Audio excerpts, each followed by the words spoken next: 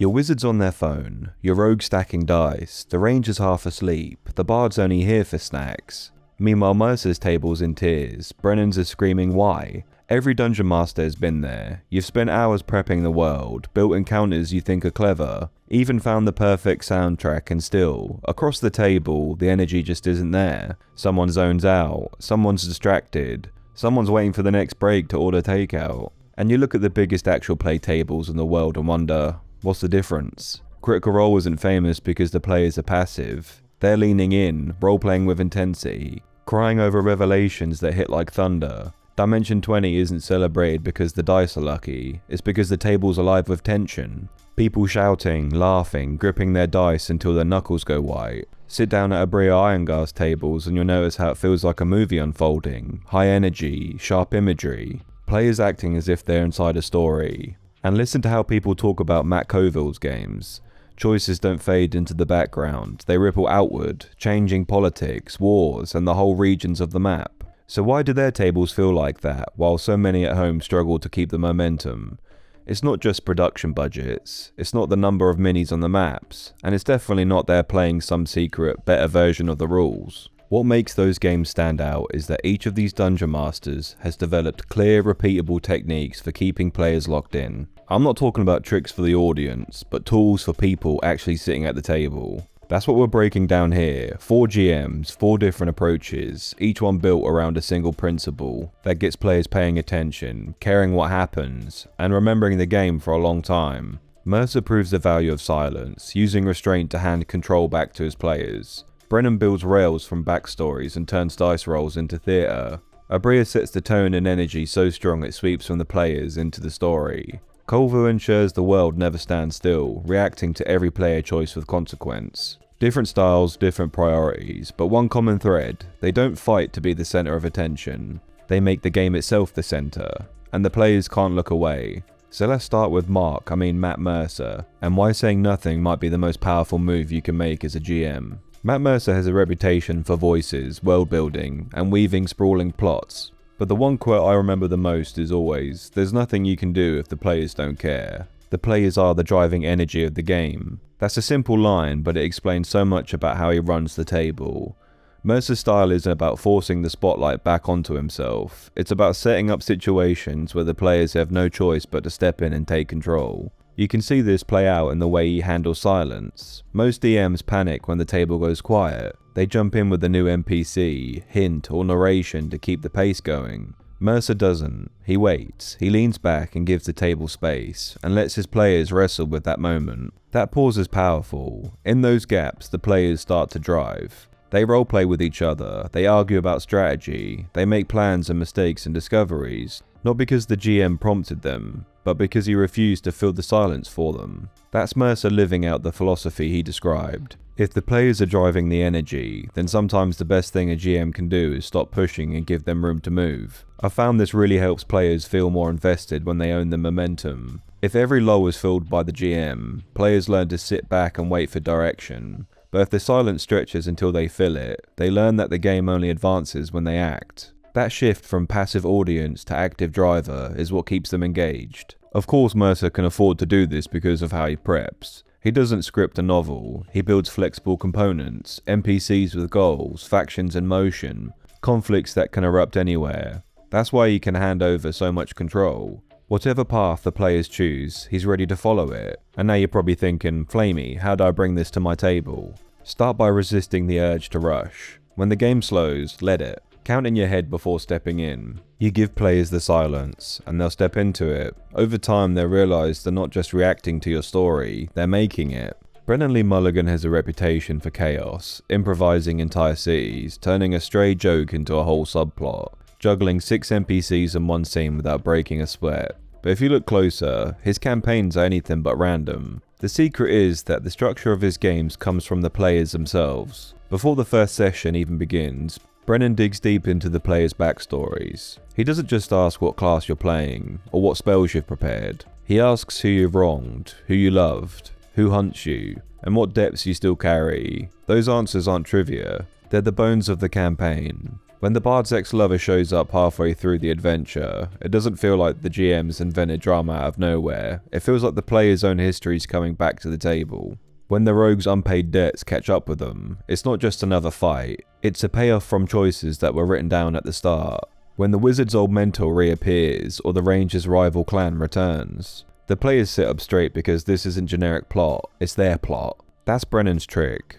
The rails of his campaigns aren't imposed by the GM, they're laid down by the players. The story moves forward on the tracks they themselves created, so when it comes roaring back into their lives, it feels personal. And once those rails are in place, Brennan raises the stakes with how he treats the dice. Rolls aren't background noise in his games, they're events. He's known for his Box of Doom, where make or break rolls happen in the open, with everyone watching. The difficulty is declared and the consequences are clear, and then the die is cast in full view of the table. Everyone's leaning in. The wizard who once owed a favour, the bard whose love is on the line, the ranger chasing vengeance, and the rogue about to lose everything. Their stories balance on a single number. And when those dice hit, the whole table reacts, because they know this moment was real, fair, and unforgettable. You don't need a fancy ritual at home. You just need to recognise the right moments. Make rolls public when they decide something's huge. Tie your story to the history your players give you. When those two things collide, the backstory rails and the high-stake rolls, you get players who don't just participate, they're hooked. Because the story is theirs and the dice decide its fate. Aabria Iyengar is everywhere right now. Critical Role, Dimension 20, Exandria Unlimited, Campaign 4, and more. And if you pay attention to how she runs the table, the through line is clear. She sets the tone from the very beginning, and she keeps that energy alive through every scene. Before dice ever hit the table, she makes sure everyone knows what kind of story they're stepping into. Is it going to be lighthearted and adventurous, dark and political, cinematic and fast-paced? That check-in happens early, and it means players walk into the campaign with shared expectations. There's no confusion about whether they're in a swashbuckling romp or a tense thriller. The tone has been agreed upon, and everyone plays to it. Once the game starts, she reinforces that tone through her descriptions. Aabria doesn't bury her players in paragraphs of text. She frames her scenes like a director. Instead of cataloguing every tree in the forest, she describes the shot, fog curling low, branches creaking overhead, and a single laugh echoing in the distance. Instead of listing every detail of the tavern, she zooms in on the flicker of the candlelight across a nervous patron's face. Her language feels cinematic, and players instantly picture the scene because it's described in the same way they're used to seeing on the screen. That clarity is a huge part of her technique. Most people at the table consume more film and television than novels, so when a scene is described cinematically, it's instantly accessible. It doesn't take effort to visualize it, it clicks, and that keeps attention from drifting. But it's not just tone and description. The other half of her style was raw enthusiasm. Aabria reacts big, she gasps at dice rolls, bursts into laughter at her players' jokes, and leans forward in excitement when the drama escalates. It never feels like she's holding back. She knows exactly how much she cares about what's happening, and that energy spreads. Her players mirror her. When she's laughing, they're laughing. When she's tense, they're tense.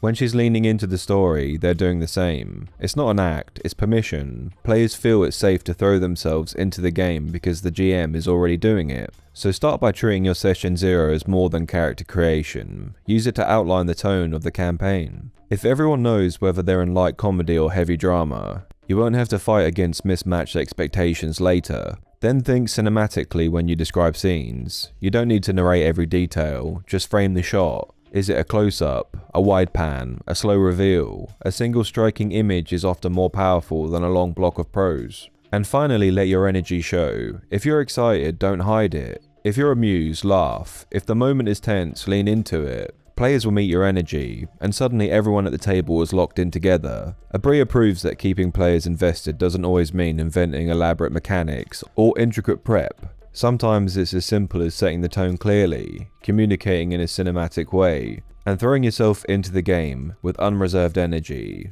Do that, my spicy listeners, and your players will follow you into any story. Matt Colville has built a career teaching GMs how to run better games, and if you strip his advice down to its core, one principle stands out above the rest. The game only works when actions have consequences. At his tables, the world doesn't wait politely for adventurers to show up. It moves, it reacts. Every choice the players make ripples outward, and every moment they hesitate costs them something. That's why as players stay locked in. They know the story will not freeze if they sit back. Here's what that looks like. If the party ignores a village under threat, they don't come back weeks later to find everything exactly the same. They find smoking ruins, or refugees on the road, or a new faction exploiting the gap. If they topple a tyrant, it doesn't end there. Someone else rushes in to fill the power vacuum, and the players have to live with the new politics they unleashed. If they decide to carve out a stronghold, neighbours react, factions take interest, rivals take aim. It's not punishment, it's momentum.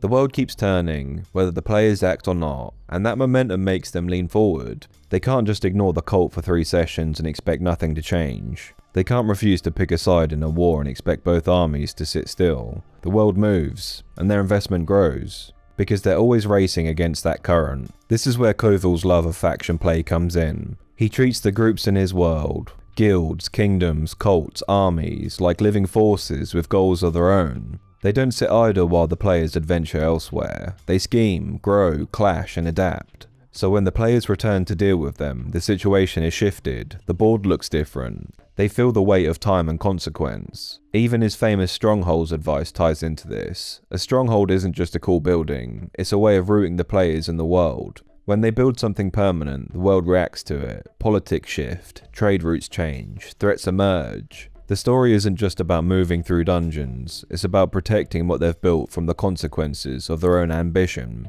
The great thing about this is you don't need to prep endless flowcharts to make this work. You just need to make sure that every choice has a follow-through.